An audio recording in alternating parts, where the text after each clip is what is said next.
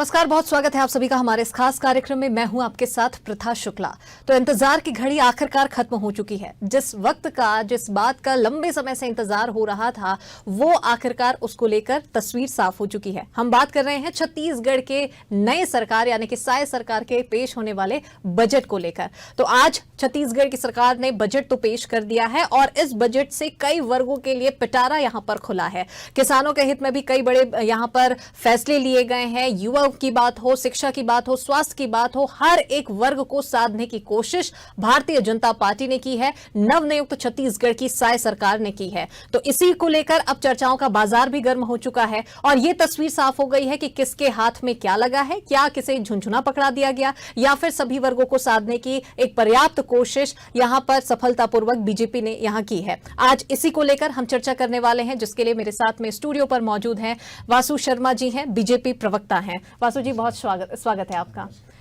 तो आखिरकार जिस बात का लंबे समय से इंतजार हो रहा था वो खत्म हो चुका है। बजट का ऐलान आपकी सरकार ने यहां पर कर दिया है। सबसे पहली प्रतिक्रिया आपसे। जी देखिए, आज भारतीय जनता पार्टी की सरकार का माननीय विष्णुदेव साय जी का पहला बजट आज माननीय ओपी चौधरी वित्त मंत्री जी ने पेश किया है। देखिए, आप इस बजट को जब देखेंगे तो आपको पिछली सरकार का भी थोड़ा ये देखना पड़ेगा कि उन्होंने जो सरकार की हालत करके गई थी, जो छत्तीसगढ़ सरकार को खोखला करके गया था, लेकिन उसके बाद भी हमारी सरकार ने कहीं ना कहीं इस जीडीपी को, जिस जीडीपी का लक्ष्य रखा है। देखिए, दो टाइप की बात होती है। केंद्र सरकार, जो मैं पहले कर्जे की बात करता हूं, पहले जो दो टाइप का दर होता है। केंद्र सरकार का जो कर्ज लेने का वो होता है जीडीपी की, जितनी जीडीपी होती है उतना वो कर्ज लेते हैं। और यहाँ पर जो स्टेट का वो होता है जीडीपीएस के तहत होता है, जीडीपीएस के आधार पर ही कर्ज लिया जाता है। जब हमारी सरकार थी 15 साल में तो हमने 41,000 करोड़ का कर लिया, लेकिन कांग्रेस सरकार, भूपेश सरकार ने इस 5 साल में 54,000 करोड़ से ज्यादा का कर्ज ले लिया। तो आप डिफरेंस यही देखिए कि 15 साल में हमने 41,000 करोड़ कर लिया और 54,000 करोड़ केवल 5 सालों के अंदर। और जीडीपीएस का जो लक्ष्य 5 लाख करोड़ का जो अभी है, हमारी वित्त मंत्री जी ने कहा है हमारा लक्ष्य है, क्योंकि लक्ष्य अगर बड़ा रखेंगे तभी छत्तीसगढ़ का विकास होगा और छत्तीसगढ़ का विकास जब होगा तब देश का विकास होगा। तो मुझे लगता है कि उस लक्ष्य को बढ़ा के हम डबल 10 लाख करोड़ का करने के लिए लक्ष्य अगले 5 साल में रखे हैं। और निश्चित तौर पे जो पिछला बजट था वो 1,27,000 करोड़ का था और अभी जो बजट हमने जो लक्ष्य रखा है वो 1,47,000 करोड़ से ऊपर का बजट है। यानी इसमें 22% की वृद्धि कहीं ना कहीं इस बजट में दिख रही है। और सबसे अच्छी बात यह है कि बगैर कोई टैक्स नया कर जोड़े हुए हमारी सरकार ये लेके आई है। जनता समझ रही है कि कौन सी पार्टी धरातल में काम करने में विश्वास रखती है। पिछले समय जो पैसा इन्होंने कर्ज लिया वो कहीं ना कहीं भ्रष्टाचार का भेंट चढ़ गया। एक वित्त मंत्री जी ने बहुत ही अच्छी आज भाषण में बात कही, जो लीकेज थी, जो लीकेज हुई वो भ्रष्टाचार की भेंट चढ़ गया। क्योंकि छत्तीसगढ़ में बहुत ही अनुरचना है, पैसे बहुत है, लेकिन जो लीकेज का काम हुआ, भ्रष्टाचार की भेंट चढ़ा, अगर वो राशि छत्तीसगढ़ के खजाने में रहता तो कहीं ना कहीं छत्तीसगढ़ का विकास 5 सालों में नहीं रुकता। जी बिल्कुल। लेकिन वासु जी, एक और सवाल आपसे ये भी था कर्ज का, क्योंकि आपने जिक्र किया है और वाकई कांग्रेस के कार्यकाल के दौरान में कई ऐसे सवाल लगातार बीजेपी ने उठाते रहे हैं कि प्रदेश ने इन 5 सालों में कांग्रेस ने प्रदेश को कर्ज में डुबो कर रख दिया है। क्या लगता है जब ये नया बजट तैयार किया जा रहा था छत्तीसगढ़ की नवनियुक्त सरकार की ओर से, कितना चुनौतीपूर्ण रहा होगा या बीजेपी ने कैसे सभी वर्गों को साधने की कोशिश की होगी, कैसे इसका पूरा खाका तैयार किया गया? जी, निश्चित तौर पे देखिए, हमारे जो वित्त मंत्री हैं पूरा IAS अफसर रहे हैं, निश्चित तौर पे उनको सरकार का अनुभव है, प्रशासन का अनुभव है। और ऐसे नेता हमारे वित्त मंत्री हैं, निश्चित तौर पे सारे विषयों में उन्हें जानकारी इकट्ठा की होगी और उन्हें लगा है कि बगैर नया कोई कर जोड़े, किसी भी सरकार में आप देख लीजिएगा हर साल कोई ना कुछ कर जुड़ता है, बगैर कुछ कर नया जोड़े उसके बाद भी इस बजट को बढ़ाने का काम 22% ये बजट बढ़ रहा है और हर सेक्टर के लिए पैसा देने का काम हमारी सरकार कर रही है। निश्चित तौर पे चुनौतियां होती है और चुनौतियों को स्वीकार करके भारतीय जनता पार्टी हमेशा आगे बढ़ी है। क्योंकि देखेंगे हम, क्योंकि क्या होता है जब पिछले कांग्रेस की सरकार हम देखेंगे 5 साल में बेसिक इंफ्रास्ट्रक्चर के काम पूरे छत्तीसगढ़ के अंदर ठप पड़े थे।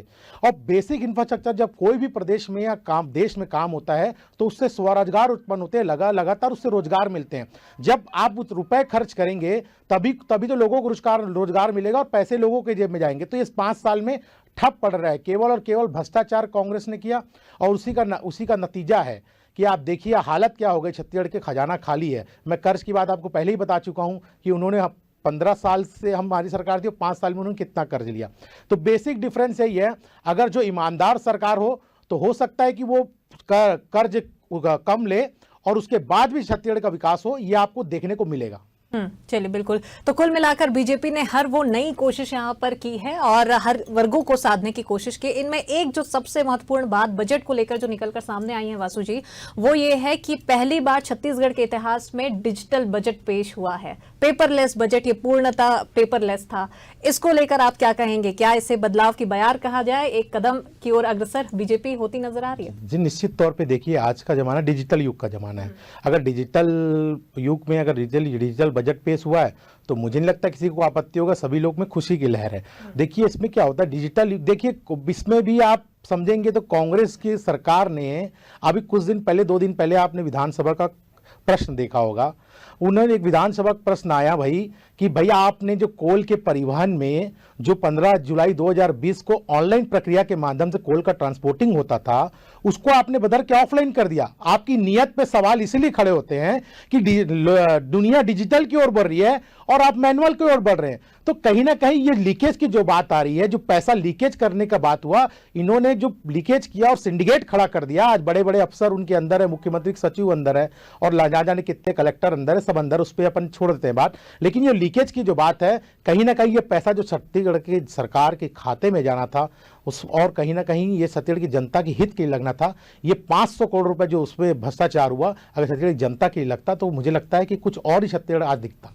जी, कुछ समय पीछे चलते हैं वासु जी, और 15 साल बनाम 5 साल की जब लड़ाई बीजेपी कांग्रेस तमाम राजनीतिक दल लड़ रहे थे, बात है विधानसभा चुनाव को लेकर, तो घोषणा पत्र में कई महत्वपूर्ण बिंदुओं का जिक्र बीजेपी ने भी किया था, कांग्रेस ने भी किया था, अन्य राजनीतिक दलों ने भी किया था।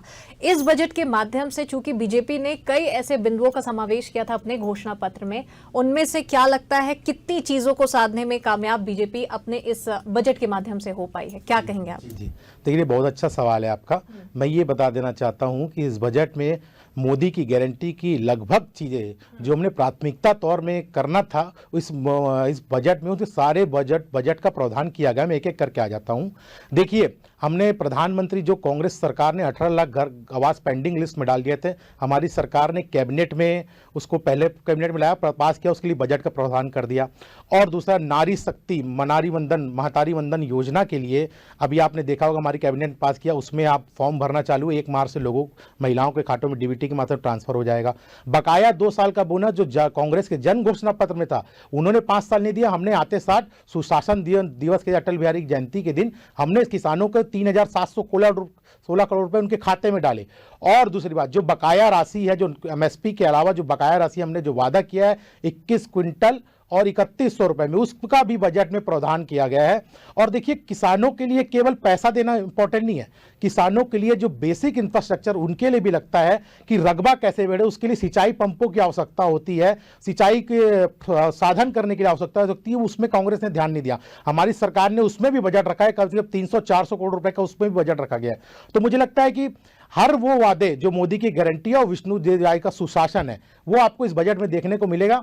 और मुझे लगता है कि छत्तीसगढ़ की जनता आज देख रही है कि उन्होंने भ्रष्ट प्रशासन को जब हटाया था, तो आज इसी के लिए भारतीय जनता पार्टी को चुना था कि वो अच्छा प्रशासन दे, अच्छा प्रशासन दे।